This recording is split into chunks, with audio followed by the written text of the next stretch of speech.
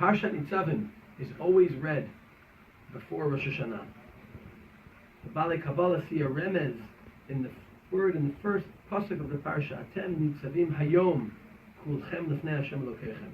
The reference to the special day is understood to be a reference to Rosh Hashana, of course our most special day.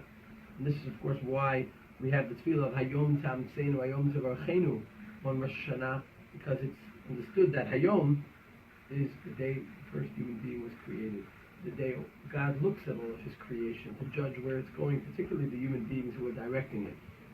He looks at us to see where we stand on this day. And it makes a lot of sense that this Parsha would be a Parsha appropriate for Rosh Hashanah, because the Parsha has within it the lengthiest description of Tshuva, of the mitzvah of Tshuva as the Ramban understands it. And that of course is Perek Lamed, which talks about Tshuva being something that begins with the heart, V'hashevota el levavecha, or later the Ramban understands the reference to Tshuva, Kikaro ve'lecha davar ma'od beficha u'bilvavcha la'asoto. And of course there's a lot to speak about when we talk about Tshuva beginning from the heart. But I want to speak about one particular point that's very interesting in that first pasuk about Tshuva. Torah begins and introduces the Parsha of Tshuva when all of these things come to you. When the blessing and the curses come.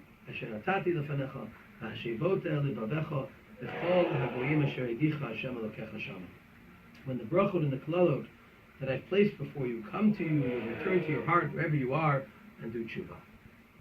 The notion that the arrival of klalot, of curses, would bring one to reflect and do tshuva is understandable.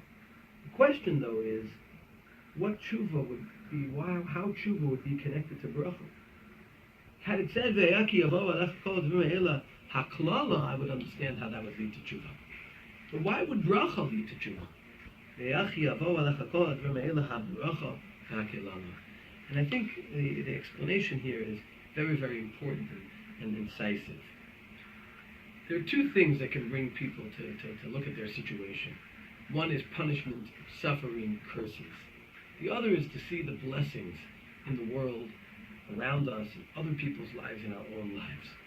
And unfortunately, sometimes it's more klalot, or only klalot, that get people to awaken and realize that something needs to be fixed. Ideally, when we're blessed and we gain and appreciate so much of what God gives us, we should ask ourselves, who's giving this to us? This should cause us to appreciate more that God is giving it to us, and should cause us to want to be closer to Him. And halavai, that brachot would be appreciated in that way, that we would better ourselves and not need klalot in order to wake us up. And that's an important thing in a generation where we benefit from being able to live, visit, connect to Eretz Yisrael, the state of Israel, where so many of us have so much, to appreciate that and use that as a basis for appreciating Hashem and our relationship with Him. Yiru et Hashem kidoshav, ki ein machzor lireyav. To see how much we have, to appreciate that, to appreciate our blessings. And I'd like to suggest that this year, going into Rosh Hashana, instead of focusing on all the problems the Jewish people have, the Jewish state has, the problems we as individuals have, let's appreciate the bracha and use it as a basis for tshuva. Let's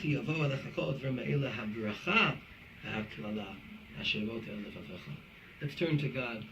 We need to stand hayom, have appreciation of all the blessings He gives us. Shana Tova, Shabbat Shalom.